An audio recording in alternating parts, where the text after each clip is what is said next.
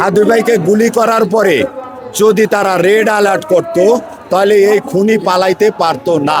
বাংলাদেশের প্রত্যেকটা পরতে এই এর এজেন্ট বসে আছে।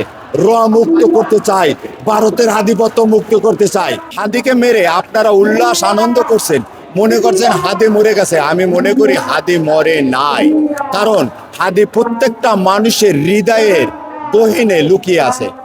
বাংলাদেশ সরকারকে একটা মেসেজ দিতে চাই, ইন্ডিয়া সরকারকে একটা মেসেজ দিতে চাই। এই মেসেজটা হলো যে হাদিকে নিঃশেষ করে কাপুরুষের মতো আপনারা কাজটি মোটেই ভালো করেন নাই। কারণ এক হাদি লুকান্তরে লক্ষ হাদি ঘরে ঘরে।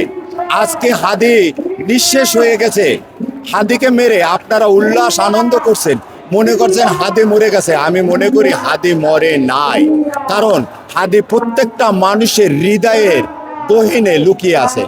এই হাদির মাগফিরাতের জন্য সবাই কামনা করবেন, হাদি যেন ব্যস্তবাসী হয়।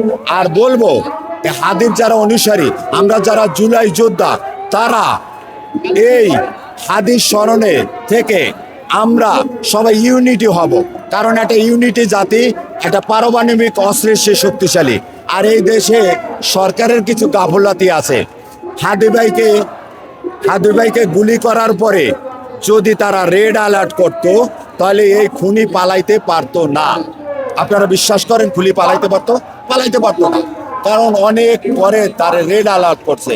কারণ ততক্ষণে সে ভেগে যাওয়ার মতো পরিস্থিতি হয়ে গেছে। বাংলাদেশের প্রত্যেকটা পরতে এই এর এজেন্ট বসে আছে। মুক্ত করতে চাই, ভারতের আধিপত্য মুক্ত করতে চাই।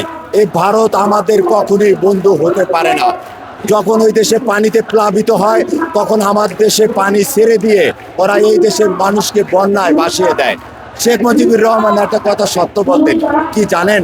উনি বলতেন, ভাতে মারবো, কাপড়ে মারবো, পানিতে মারবো। কারণ ভারত তার শ্বশুর বাড়ি, ভারতে তার মামু বাড়ি, ভারতে তার আধিপত্য বিস্তারের জন্য ভারত ছিল তার পরম বন্ধু। বাংলাদেশের কখনোই ভালো চায় নাই। এই ভারতে আগ্রাসনের বিরুদ্ধে আমাদের লড়াই চলবে এবং আমরা লড়ে যাব। আমরা ভারতের বিরুদ্ধে করেছি, পণ্য বর্জন করেছি, আমরা সাকসেস হয়েছি। এখন ভারত, আমরা স্বাধীন সার্বভৌম রাষ্ট্র, কেন তারা ইন্টারফেয়ার করবে? কেন ভারত আমাদের কিছু হস্তক্ষেপ করবে? বাংলার পরতে যত আছে, সব কে নির্মূল করতে হবে। এবং আওয়ামী লীগকে একটা মেসেজ দিতে চাই, অদূর ভবিষ্যতে তোমাদেরকে ঘর থেকে বের করে টুকরা করা হবে। কারণ এই হাদিকে নিঃশেষ করে মনে করছো যে আমরা এখানে কিছু ভয়ভীতি সৃষ্টি করবে। আরে আমার মতো হাজার হাদি জন্ম নিয়েছে, আমাদেরকে নিঃশেষ করতে পারবে না। আমরা তো সেই 24-এ মরে গেছি, এখন আর মরার কি ভয় আছে? ইনশাআল্লাহ ইনকিলাব জিন্দাবাদ। হাদি অমর হোক, হাদির রুহের আত্মার কামনা করে হাদির জন্য ব্যস্তবাসী হয়। ইনকিলাব জিন্দাবাদ।